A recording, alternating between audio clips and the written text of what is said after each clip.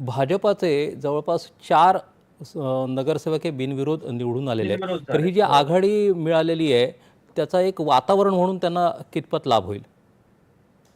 या ठिकाणी जे बिनविरोध झाले, त्याच्यावर एक आपण दृष्टिक्षेप टाकलात आणि त्या इथल्या जातीय समीकरणांचा जर आपण आधार घेतला, तर त्याच्यामध्ये पाटील समाजाचे 2 उमेदवार बिनविरोध आहेत. त्यानंतर एक धनगर समाजाचा एक उमेदवार बिनविरोध आहे. तर हे 4 बिनविरोध जरी आपण लक्षात घेतले, तरी जातीय समीकरणं वेगवेगळ्या प्रभागातली लक्षात घेता त्याचा फार काही भाजपला फायदा होईल आणि त्या वातावरणाचा त्यांना खूप मोठं बेनिफिट मिळेल, अशी तरी वस्तुस्थिती या ठिकाणी नाहीये. मगाशी म्हटल्याप्रमाणे राष्ट्रवादी आणि शिवसेनेने युती झालेली असताना भाजपची कोंडी करण्यासाठी मोठ्या प्रमाणावर त्या ठिकाणी जातीय समीकरण किंवा भाजपचं शक्ती थोडी क्षीण होऊ शकेल, अशा पद्धतीचे उमेदवार दिलेले आहेत.